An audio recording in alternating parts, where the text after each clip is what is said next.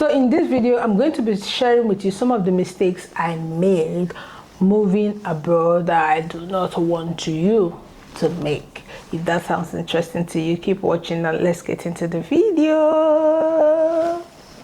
Hi guys, welcome back to my channel. My name is Furo and this is Furo TV. Okay, let's get into this video straight without talking too much. Some of the mistakes I made I would not want you to make when you're moving abroad. Number one mistake is the kind of course I decided to do. Because I decided to do. Wow. When I was coming here to do my master's, it's not like I did not know that a medical course is the in thing abroad. I knew. But for some reason, I was just mentally lazy to, embark on this medical degree. I was just not in that mindset. Okay, I rather was like, oh, now I'm doing business. Okay, let me do a business degree. That will help me. Bad idea. Bad idea. I would have just stick to doing my nursing or doing one medical degree or the other, that I was sure that with this medical degree I will get a graduate entry job and not start from a low paying job. So I made that mistake. It's terrible. I made that mistake. Like, I don't know what happened. Like, I was just mentally lazy. So I ended up doing procurement, logistics, and supply chain, which I am not even using now. And I knew that was how it was going to be. It's not like I did not know. I knew that was how it's going to be. I knew that I was not going to use it like that. I knew that I wanted to go into the medical field when I reach abroad. But I thought, oh, if I do that procurement, logistics, and supply chain first, then the second one I can do nursing, my next second degree. But one thing I learned in this whole thing is that when you get an opportunity, utilize the opportunity at that particular time, because this adulthood, it's not joking with anybody. You don't have all the time in your hand to do everything you want to do, how you want to do it. No.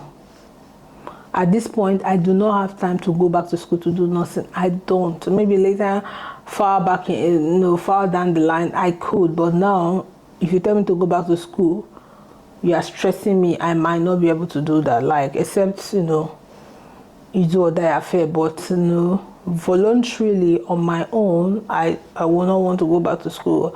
And I wished I had done that nursing from the beginning. By now I would have graduated and I'll be working as a nurse. I won't be thinking of, oh, how will I up level? Or even if I want to up level in my career now, all I would have been thinking about is doing like one short course or the other, not going to school to spend a full 2 years or a full 3 years to do a degree again.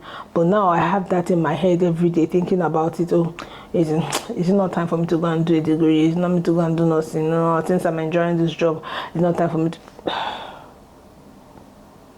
I regret it. I really did. Number two of the things I regretted. When I was in school, I was so relaxed that I was just planning on using my post-study. Okay, so I was like, if I graduate, I will just use my post-study first and chill, and then I'll get a job. I regret the money I spent for that post-study. I spent £10,000 for me and my family. I regret that money. There's a lot of money that if I have that money now, I will use it for probably to apply for what's it called, to buy a house, to pay deposit for a house or something.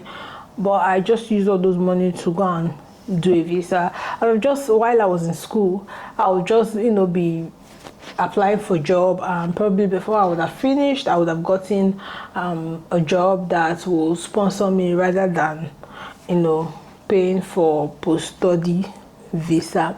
I regret spending that £10,000 on post-study visa. I regret it, I tell you. Like, when I think about the fact that although I got part of the money back, but I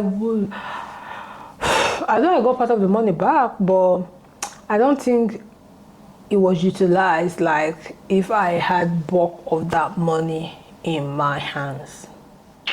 The next thing I regret was not learning a skill. Like, I'm very, very sure the kind of skill I would have loved to learn, like doing like professional makeup, doing wigging professionally, wigging hair professionally, installation, all those beauty kind of things. I would have learned it. Although now I've learned how to make hair, but I learned it on my own.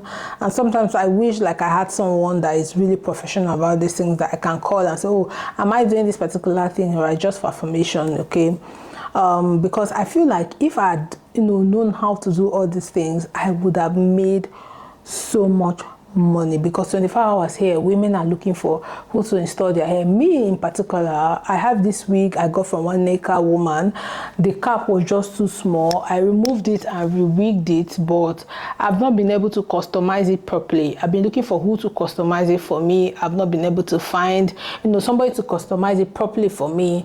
I'd given this girl to customize it, but she no done well. So I feel like if I'd learned these things from Nigeria, I would have been able to know how to do it properly, like in Nigerian way, because I feel like Nigerians, no one makes hair when it comes to wigging, when it comes to installation, when it comes to beauty and fashion. Nobody, not even the UK people, do it as well as Nigerians do it. I still have in mind to pay down my transport and get to Nigeria and learn this thing, because I still have in mind to go to Nigeria and learn these things, but I feel like I won't even have the time anymore. So if it's something that I can learn for 6 weeks, 10 weeks, I might not even have the time to learn it properly. So it might not come out perfect like it will come out if I had learned it while I was living in Nigeria.